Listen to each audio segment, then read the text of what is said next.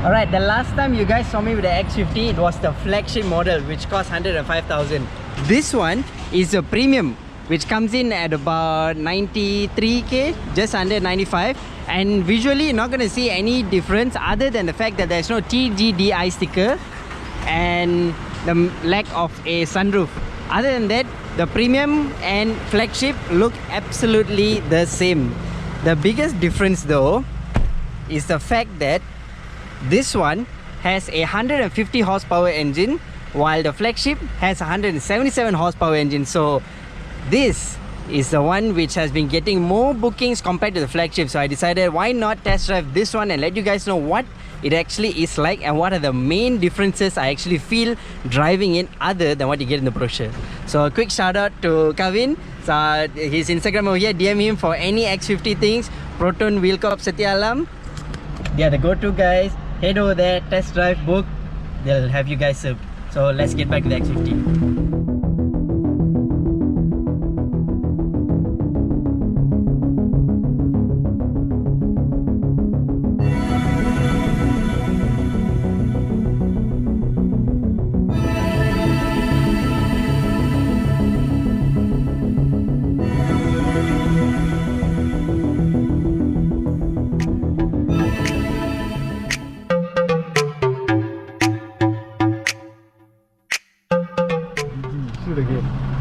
Okay, yeah? Alright, so if you guys remember, I'm going to wind up the windows. Okay, so if you guys remember, you get power seats. Kevin, premium and flagship only get power seats, is it? Yes, premium and flagship. So premium and flagship only you get power seats for the driver. The passenger is still, you slide it about here and there. So I'm just going to put a bit of aircon.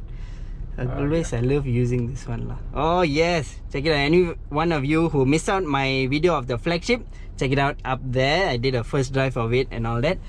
Okay, so like I mentioned earlier, the only thing different is the fact that there's no sunroof, there's no auto dimming rearview mirror, there is no auto wipers.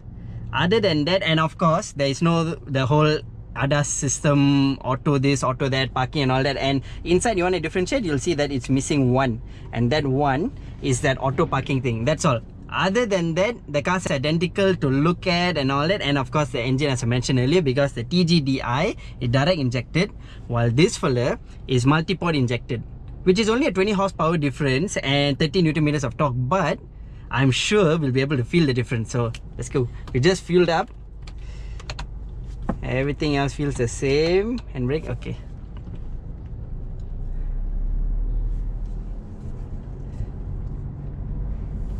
Alright, there's not much of a first impression here to give, guys, because everything else about the car is absolutely identical. Comfort, handling, suspension, brakes, zero difference whatsoever. So it's not like you guys are going to be losing out on anything. So I'm going to leave it in normal mode, the standard mode first, and just give it a bit of power.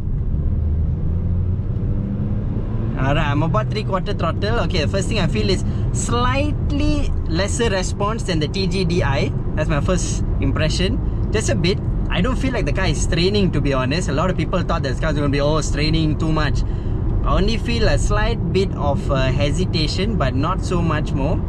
So I'm still driving in standard mode. I haven't gone into sport yet. So I'm going to pick up a bit of speed, give it a bit more throttle. Guys, to be honest, y'all are not going to feel that much of a difference lah. Yes, there is a bit of difference. Yeah, there's a slight bit of hesitation from the engine, a little bit of harshness, I would say, but nothing you're going to actually notice unless I'm pointing it out like this. Other than that, it's all the same. I keep getting the signal and wiper mixed up because I'm driving another kind of car. Alright, maybe, I'm not sure if I'm getting this right, but I hear a bit more harshness from the engine. I'm not sure if that is down to the fact that it's just the way the fuel is being injected into the engine. Could it be? If anybody knows a real answer to that, do let me know. But I hear a bit more engine sound than I did in the flagship. And this is of course still again in standard mode. Other than that, I don't feel any difference. Steering feels the same, handling feels the same. Everything else is identical. Okay, it's green light. So what I'm going to do, I'm going to go into sport. And now let's see if there's any difference. Oh, I do love the way the dials go into sport mode. Okay, never mind, it's gone to red light already.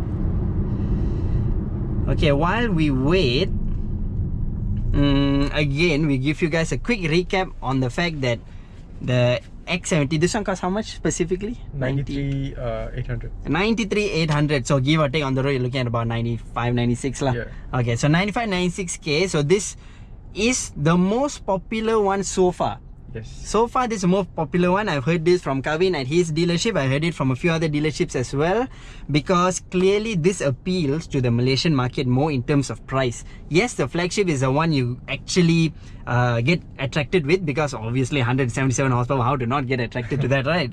And then you get a sunroof and all that. But this one, don't think that you're losing out on so much, because like I mentioned earlier, it's only that couple of things. The sunroof, the auto dimming thing, which to be honest not anybody actually uses lah, you can do that by yourself, and then the auto wipers, and what else the auto parking thing, which comes with that whole radar system, and all that lah. Intelligent cruise control, exactly, which is the one where it brakes and it steers and all that for you. Everything else you still get, and you still get the pretty cool infotainment system, the two-tone dash, the superb seats like I mentioned earlier, and the interior, everything else is identical. You get all the space in the world. Again, for 95, 96k, you guys really have to think, because the competition, which is basically the Honda City, the Toyota Vios / Yaris, and Almera and all that, yes, they are a little bit cheaper, but you have to see just how far ahead this car is in terms of technology alone.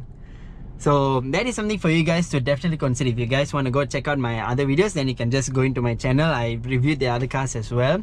But now obviously we have to answer the main question. On full sport mode, okay, looks like the Myvi there got some exhaust mode. Yeah.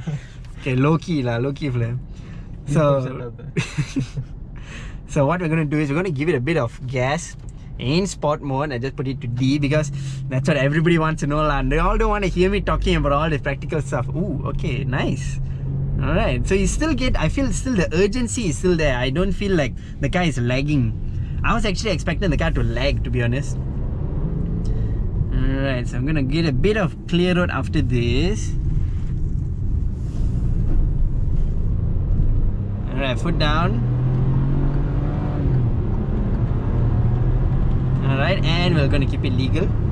Alright, okay, so when I put my foot down, I still remember how it was like in the Flagship. I'm not gonna lie to you guys, the Flagship is faster. I'm not gonna tell you that no difference lah and all that. The Flagship is faster. For guys like us who want the performance and all that, the Flagship is faster. But honestly, this guy is so close to the Flagship that you're not even going to actually feel as if it's a loss. If you come up to the traffic light with another Flagship car, and or just rolling on the road, and he decides to put your foot down and he also put the foot down, yes, he's gonna go ahead, but guys, it's not something you're gonna miss out, because this still pulls like a words which I don't want to use here like, it's still way ahead than the rivals. Like, again, I cannot show you guys, or maybe I'll just block this and give it a bit of gas a bit for you guys. But this car definitely gets the job done, because let me remind you, it's still 150 horsepower and 220 Newton meters of torque. Tell me where else you're gonna get that much of power. And so far we haven't heard any horror stories about it. The fuel economy still seems good. That's all this video is about. That is all this video is about. I'm just giving you guys my impression of the normal MPI engine compared to my experience driving the Flagship engine. You guys gotta find a way to test drive the MPI engines as well, and then give me your opinion. But this is mine, and honestly, I don't see anything to regret. And yeah, again, taking the corners also, the car is still pretty much nothing to worry about here and all that. This one all is all identical to the Flagship. There is nothing for you to be scared about, as if oh my god, I'm buying a car of lower spec and all that. No, none of that. Don't worry, go and test drive it. It drives pretty much as good as a Flagship. I'm gonna leave this video right there. Thank you guys for watching. Don't forget to subscribe, and there will be definitely more and more content coming, so take care.